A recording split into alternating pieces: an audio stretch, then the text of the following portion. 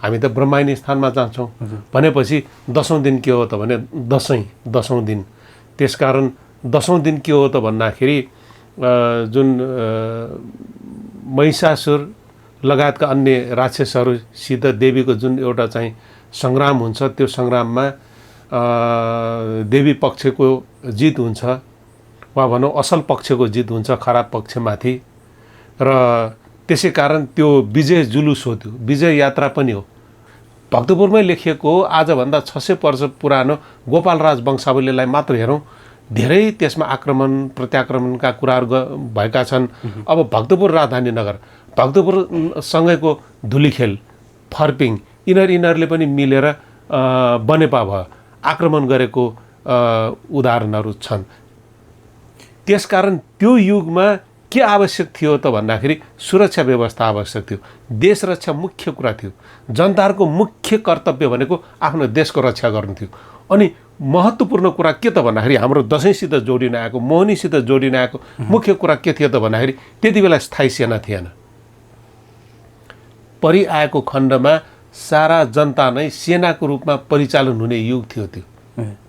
आत्मबल बढाउने एउटा चाहिँ वीरताको भाव त्यसले जगाउने भएको हुनाले अब युद्धमा त रगतको खोलो बग्छ। कम्तीमा पनि वर्षमा एकचोटि भए पनि यो काटमार गरेर, खड्गको परिचालन गरेर त्यो एक किसिमको अप्रत्यक्ष रूपमा मोहनी दसैँ भनेको सैनिक अभ्यास नै हो। त्यसकारण त्यही रूपमा यो अहिले आएर हामीहरूले यसलाई मोहनी दसैँको रूपमा मान्दै आएका छौँ। बेला बखतमा यस्तो प्रसङ्गहरू पनि छ, शत्रुहरूले आक्रमण गर्दाखेरि यस्तै अवस्थामा पनि धान भित्राउने अवस्थामा पनि आक्रमण गरे। गोर्खालीहरूले आक्रमण गर्दाखेरि पनि त भक्तपुरमा निकै ठुलो भयङ्कर आक्रमण भएको थियो, धनजनको त्यत्रो अपार क्षति भएको थियो। यहाँ धान भित्राउनतिर लागिरहेका थिए, उनीहरूले आगो लगाइदिए। त्यो उदाहरणहरू पनि छन्। जस्तो प्रताप मल्ल र श्रीनिवास मल्ल, तत्कालीन मल्लकालमा कान्तिपुर र ललितपुर यी स्वतन्त्र राज्यका राजाहरूले भक्तपुरमा पटक पटक आक्रमण गरे भक्तपुर जित्नलाई, तर सकेनन्, किनभने गढ रूपमा थियो। र उनीहरूले यहाँका साँच्चै भन्यो भने उनीहरूले पनि यहाँ आर्थिक नाकाबन्दी लगाएका थिए। यहाँ जति पनि यो अन्न छ, धान छ, उनीहरूले पटक पटक यहाँबाट लुटेर लगे। त्यसकारण युद्धमा जे पनि जायज हुँदो रहेछ। त्यसै कारण यो मोहनी दसैँ किन मनाए त हाम्रा पुर्खाहरूले? यही परिस्थितिमा मनाए। त्यसकारण मोहनी वा दसैँ धार्मिक सम्प्रदाय गौण कुरा हो, राष्ट्रिय भावना ठुलो कुरा हो। हामीलाई मोहनीले दसैँले दिन खोजेको एउटा महत्त्वपूर्ण सन्देश त यो म होइन, हामी भएर अघि बढ्ने संस्कृति हो। घटस्थापना युद्धको सुरुवात होइन, घटस्थापना युद्धको अभ्यास हो। र घटस्थापना उच्चतम तान्त्रिक देवताको सम्मान पनि हो। त्यसले समाजलाई जोड्छ, त्यसले विविध सांस्कृतिक समुदायलाई जोड्छ।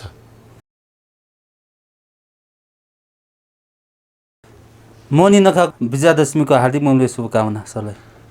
छिकपिन्तन मोहनी नख व झिन्छ स व पि निद नुदया भिन्तन या भिन्तुना। नयाँ वर्ष पनि आउँदैछ हजुर। दसैँ र नववर्षको शुभकामना, सबैलाई शुभकामना छ। हजुर, यो बेला चाहिँ धुमधामले मनाउने तयारी भइरहेको छ। गत वर्ष त कोरोनाको कहरले राम्रोसँग मनाउनु पाएन होइन, यसपालि अलिक खुकुलो भएको महसुस गरिएको छ। यसपालिको दसैँ कसरी मनाउनु पर्ला? यसपालिको दसैँ त तपाईँले धुमधाम भन्नुभयो, डर लाग्छ। धुमधामले त मनाउने होइन, शान्तिपूर्वक अब परिवार मिलेर मनाउने हो। हुलमुल गरेर मनाउने त होइन। अहिले पनि कोरोनाले यो अदृश्य दैत्य दानव राजले त हामीलाई दुःख नै दिइरहेको छ। अब पोहोर साल पनि भन्दै थियो हामीहरूले, अब सुरक्षित भएर बस, यो स्वास्थ्य सम्बन्धी जुन चेतना हो त्यसलाई पालन गर्नु, अनुशासन पालन गर्नु भन्यो। पालन नगर्नेहरू त माथि गए, यसपालि त मनाउन पाएनन्। त्यसकारण अब यो संवेदनशील कुरा पनि हो।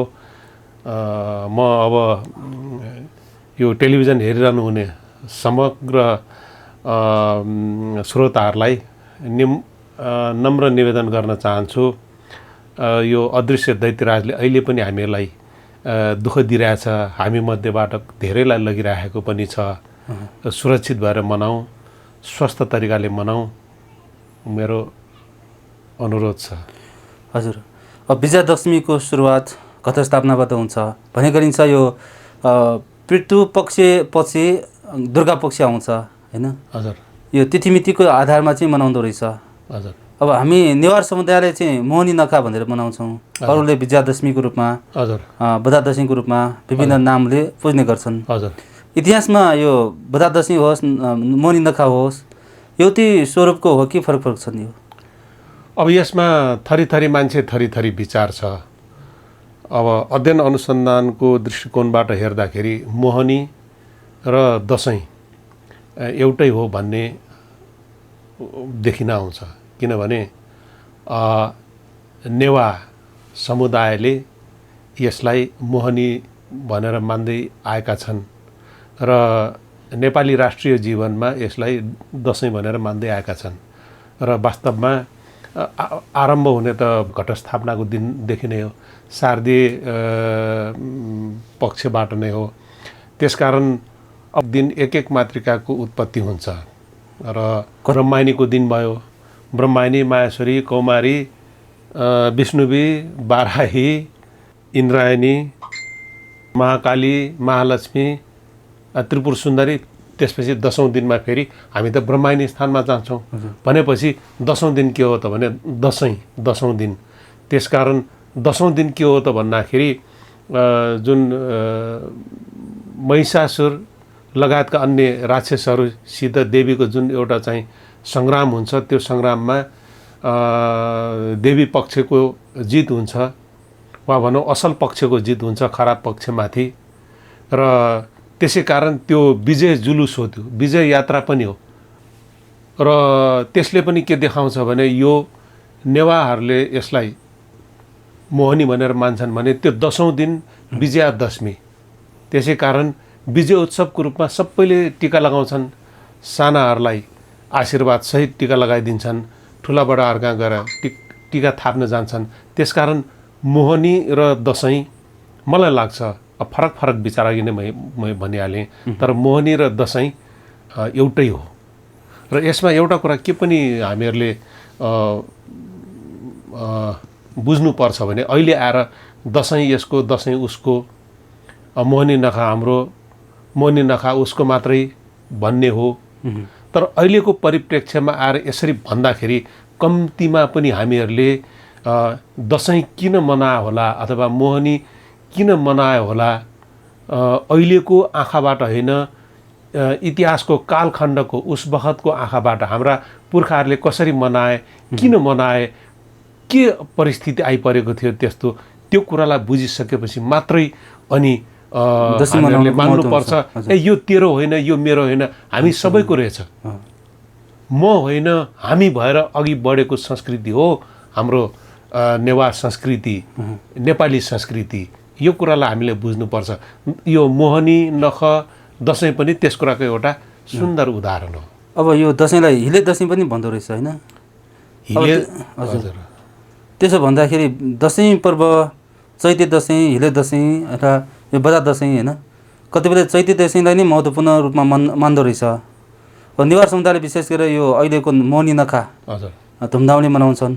त्यो हिसाबले कुरा गर्दाखेरि यो दसैँ पर्वको सुरुवात सरले भने जस्तै कहाँबाट कसरी सुरु भयो होला? धेरै महत्त्वपूर्ण प्रश्न सोध्नुभयो। अघि मैले भन्न खोजेको थिएँ, बिर्सिहालेँ मैले।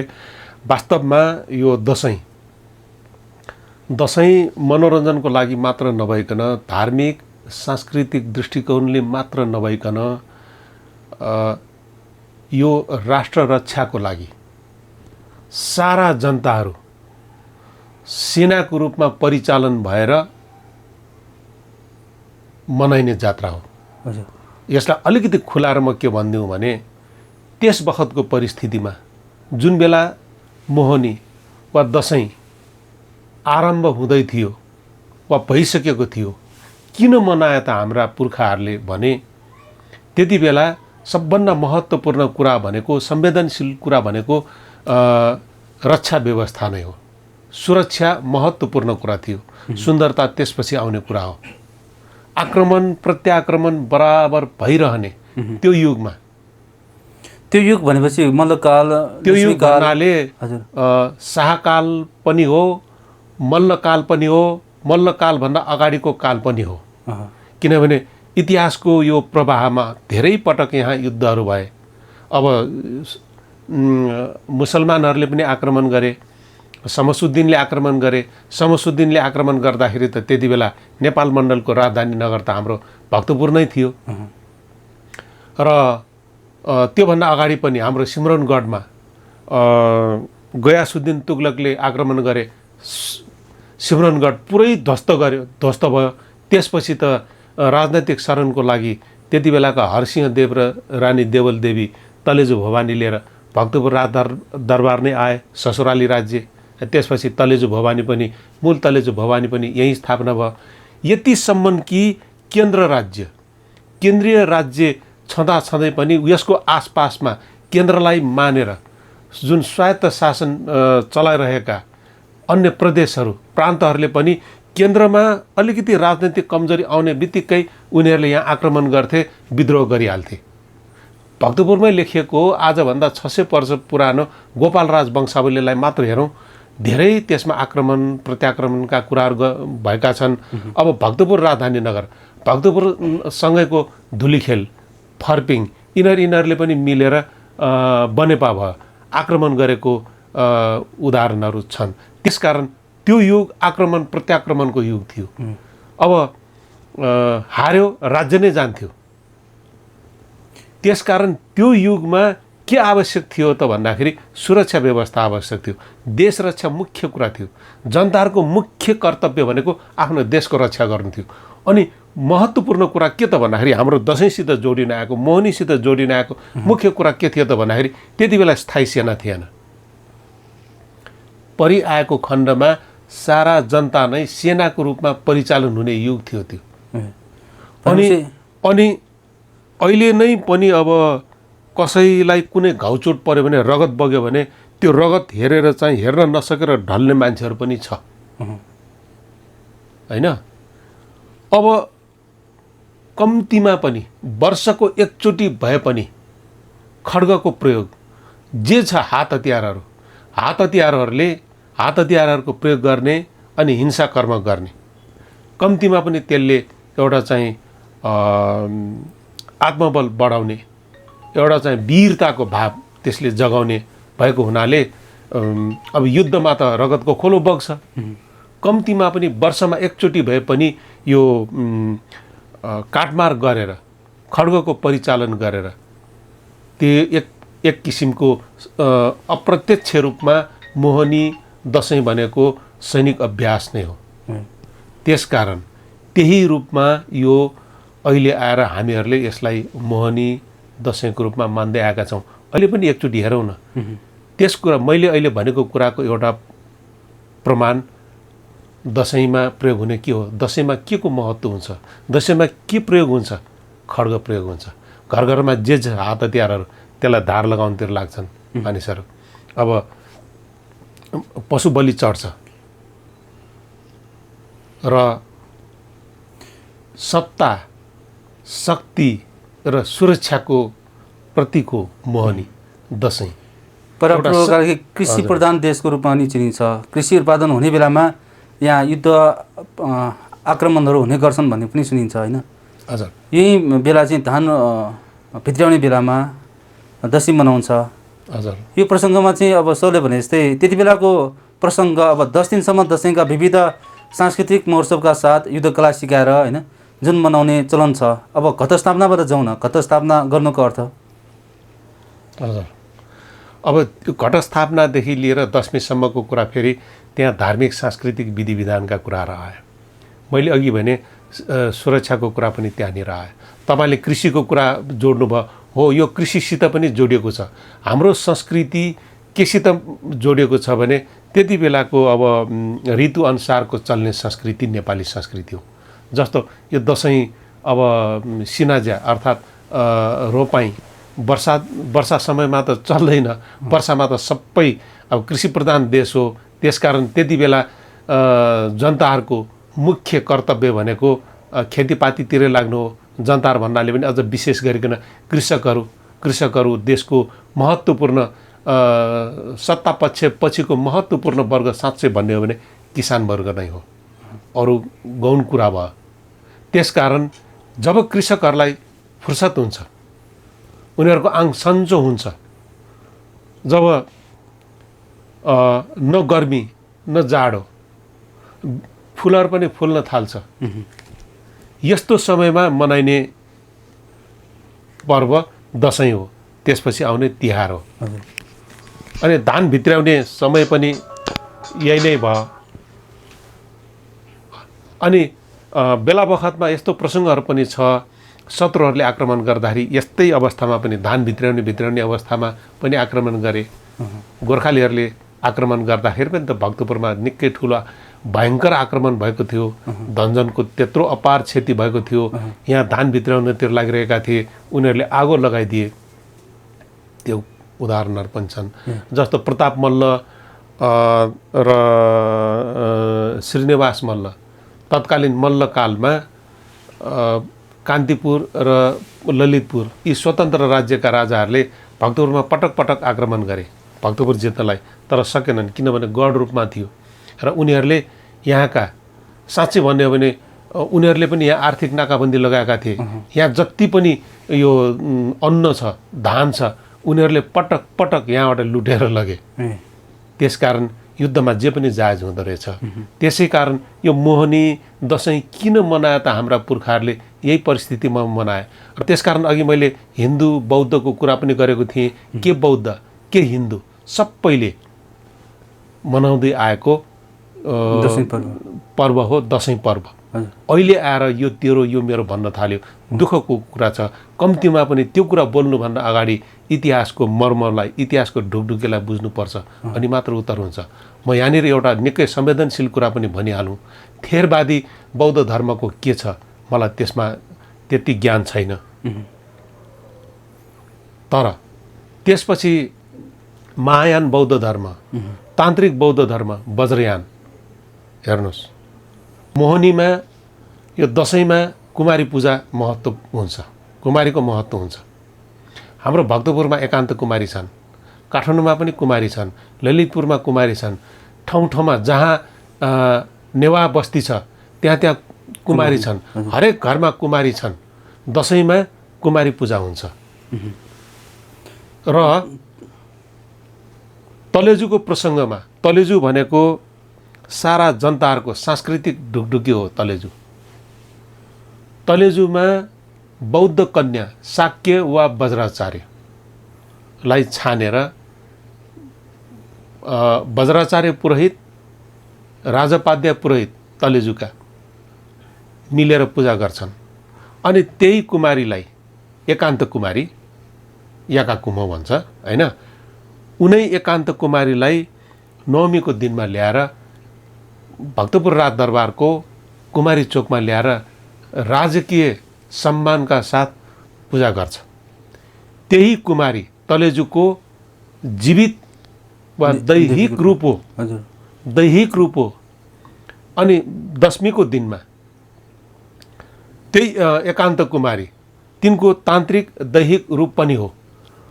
अनि त्यही कुमारी के हिन्दू के बौद्ध साराले उत्तिकै अपार श्रद्धाभाव आफ्नो शिर कुमारीको पाउमा समर्पण गर्छन्, ढोग्छन् सम्मानका साथ। त्यसकारण मोहनी वा दसैँ धार्मिक सम्प्रदाय गौण कुरा हो, राष्ट्रिय भावना ठुलो कुरा हो। हामीलाई मोहनीले दसैँले दिन खोजेको एउटा महत्त्वपूर्ण सन्देश त यो म होइन, हामी भएर अघि बढ्ने संस्कृति हो। असलले यो कुमारी प्रथाको बारेमा जानकारी दिनुभयो। हात हतियारले जित्न नसकेको बेला कुमारी पूजा गरेर कसरी जित्दो रहेछ? इतिहासले कुमारीको प्रथासँग कसरी जोडिया होला? हेर्नुहोस्, जुन कुरा सत्य छ त्यो भन्दा पनि उपल्लो कुरा आस्था र विश्वासको कुरा हो, आत्मबलको कुरा हो। युद्धमा खालि सेना परिचालनले मात्र जित्दैन, युद्धमा हतियारले मात्र जित्दैन। युद्धमा के चाहिन्छ? आत्मबल चाहिन्छ। आत्मबल भएन भने जतिसुकै शक्तिशाली व्यवस्थित सेना छ भने त्यो हार्छ। हाम्रो साथमा कुमारी छ, त्यसकारण युद्धमा हार्ने जित्ने आफ्नै ठाउँमा छ, तर त्यसले एउटा आत्मबल प्रदान गर्दछ। गोर्खालीहरूले भक्तपुरमा आक्रमण गरे, गोर्खालीहरूले काठमाडौँमा पनि आक्रमण गरे। अब त्यसमा राजनैतिक कूटनैतिक कुराहरू पनि छन्। इन्द्रजात्रामा कान्तिपुर जितिसकेपछि कुमारीको दर्शन गरे। किन गरे? त्यसमा मलाई लाग्छ एउटा चाहिँ यहाँका जनताहरूको भित्री हृदयदेखि नै समर्थन पाउन पनि हो भन्ने देखिन्छ। किनभने आफ्नो राज्य नै गइसकेको थियो र नेपालले आफ्नो राज्य विस्तार गर्यो। भक्तपुरको पतनपछि नेपालको एकीकरणको एउटा अर्को नयाँ मोड सुरु हुन्छ। गोर्खालीहरूले युद्ध लड्दाखेरि जहिले पनि कालीलाई उच्च सम्मानका साथ पूजाआजा गरे। जुनसुकै युद्ध लड्दाखेरि पनि यहाँका उच्चतम तान्त्रिक देवी देवताहरूलाई उनीहरूले स्मरण गरे। चाहे गोर्खालीहरू हुन्, चाहे मल्लहरू हुन्, जति पनि शासकहरू थिए ती शासकहरूले आफ्ना जनताहरूसित मिलेर यसरी नै युद्ध लडे। युद्धमा हार जित त आफ्नो ठाउँमा छँदैछ। अब यो युद्ध कलाको रूपमा विजयादशमीलाई आम समुदायले बुझ्नुपर्ने अवस्थालाई यहाँले चित्रण गर्नुभएको छ। यो बेला चाहिँ अब घटस्थापना नै युद्धको सुरुवात हो? घटस्थापना युद्धको सुरुवात होइन, घटस्थापना युद्धको अभ्यास हो। र घटस्थापना उच्चतम तान्त्रिक देवताको सम्मान पनि हो। त्यसले समाजलाई जोड्छ, त्यसले विविध सांस्कृतिक समुदायलाई जोड्छ। घटस्थापना गर्दा जौँको प्रयोग गरिन्छ, मकैको प्रयोग गरिन्छ, होइन? यसको महत्त्व छ भनेर मात्रै हामीले व्याख्या विश्लेषण गरेको पाउँछौँ। विशेष गरी यो घटस्थापना गर्नु किन महत्त्वपूर्ण छ? अब घटस्थापना गर्नुको अर्थ अब समग्रमा भनौँ, धेरै विस्तृत रूपमा नभनिकन छोटो रूपमा भन्ने हो भने घटस्थापना गर्नु भनेको देवीलाई आवाहन गर्नु हो, देवीलाई बसाल्नु हो र तिनको प्रत्येक दिन नवरात गएर पूजाआजा गर्नु हो। प्रत्येक दिन एक एक मातृकाको आविर्भाव हुन्छ। यो के भन्छ, राक्षसहरूलाई युद्धमा हराउनुको लागि एउटा थप बल प्राप्त गर्नको लागि त्यही क्रममा घटस्थापनादेखि लिएर 9 दिनसम्म त्यस रूपमा चाहिँ मातृकाहरूको उदय हुन्छ वा जन्म हुन्छ वा आविर्भाव हुन्छ। घटस्थापना भनेको देवीको आह्वान हो। घटस्थापना भनेको चण्डीमा वर्णन गरिएअनुसार महिषासुरसितको सङ्ग्रामको एउटा चाहिँ प्रतीक हो। र यहाँ अब महिषासुर भन्यो, देवी भन्यो, वास्तवमा यो प्रवृत्ति हो। के हो महिषासुर? को महिषासुर? को देवी? सबभन्दा महत्त्वपूर्ण कुरा भौतिक पूजाभन्दा मानस पूजा ठुलो कुरा हो। तपाईँ मोहनी मान्नुहोस् वा दसैँ मान्नुहोस्, मानस पूजा ठुलो कुरा हो। राक्षसको, देउताको, मान्छेको मै हुँ, मै देउता हुँ, मै राक्षस हुँ, मै मान्छे हुँ जस्तो। त्यस्तो जस्तो तपाईँलाई मैले मार्न खोजेँ, यो कस्तो राक्षस रहेछ तपाईँले भनिहाल्छ। हामी यहाँ 5-6 जना छौँ, 1 हप्ता भयो नखाएको। मैले खानेकुरा लिएर आएर मैले मात्र खाएँ, कस्तो पशु रहेछ भनेर तपाईँहरूले मलाई भन्नुहुन्छ। त्यही कुरालाई हामीले मिलेर खायौँ। ओ यो पुरुषोत्तम त मान्छे रहेछ बा, यसमा मानवतावादी दृष्टिकोण रहेछ। तपाईँ र मेरो बिचमा अब म खस्नै लागेँ भिरबाट, तपाईँले मलाई च्याप्प समातेर ल्याउनु भयो, तपाईँ त देउतै रहेछ। यो प्रवृत्तिको कुरा हो। देवता पनि हामी नै हौँ, राक्षस पनि हामी नै हौँ, मान्छे पनि हामी नै हौँ। अब यहाँनिर अलिकति विरोधाभासको कुरा जस्तो होला। दसैँमा मोहनीमा हजारौँ लाखौँ निरीह पशुहरू मर्छन्, बलि चढ्छन्। हजुर, के तिनीहरू महिषासुर हुन्? को महिषासुर? एकचोटि आफ्नो मनलाई सोधौँ त। ती निरीह पशुहरू होइन, हामी महिषासुर हौँ। संसारमा सबभन्दा डरलाग्दो भयानक जीव यदि कोही छ भने त्यो मान्छे नै हो, हामी हौँ। हामीसँग बुद्धि छ। आफ्नो रक्षाका लागि पशु बलि दिने चलन सुरु भएको मान्न सकियो होइन। हो, तर त्यो स्वार्थी छ। युद्धमा हरेक चिज जाएछ, मैले भनिहालेँ। ती निरीह जीवहरूलाई बलि चढाएर युद्ध जित्छन्। आखिर युद्धमा त एक पक्ष हार्छ, अर्को पक्ष जित्छ। हार्नेले हारेन भने जित्नेहरूको जितबाजीको त के अर्थ रह्यो र?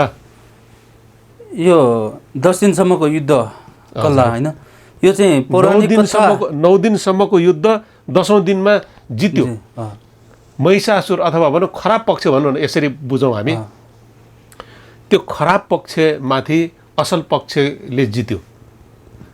र अहिलेसम्म चलिआएको एउटा रीत के छ भने जहिले पनि ढिलो अथवा चाँडो होस्, खराब पक्षको पतन त जहिले पनि हुन्छ नै। ढिलो चाँडो जहिले पनि जितबाजी असल पक्षको हुन्छ। यही सन्देश हामीलाई यो मोहनी नख दसैँले दिन खोजेको छ। र हेर्नुहोस् न, यो पाया जात्रा भनेर हाम्रो नेपाल मण्डलमा नेवारहरूले मनाउँदै आएका छन्। त्यो पाया जात्राले दिन खोजेको सन्देश के त? त्यो दिनमा हामी भक्तपुरमा छौँ, भक्तपुरकै उदाहरण दिउँ। पायो अर्थात् तलेजु अर्थात् दुर्गा भवानीको प्रतीक पायो बोकेर आउँदाखेरि त्यो दिनको चन्द्रमाको गति हेरेर माथिल्लो टोल परिक्रमा गर्ने हो अथवा तल्लो टोल परिक्रमा गर्ने हो। त्यसपछि परिक्रमा गर्छ। त्यहाँ घोडा पनि हुन्छ, घोडा जात्रा होइन? हो, घोडा। अब घोडामा राख्ने कि घोडामा राखेको प्रतीकको रूपमा हो।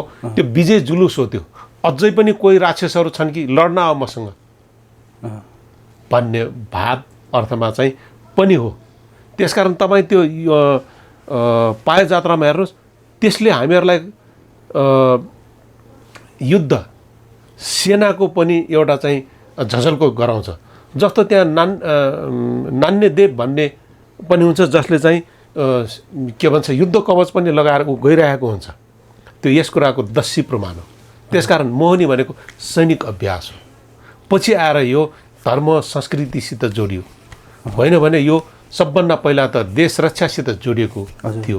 त्यसकारण सबै धर्म सम्प्रदायहरूले उत्तिकै श्रद्धाभावले आफ्नो देश, सबभन्दा ठुलो त आफ्नो देश हो।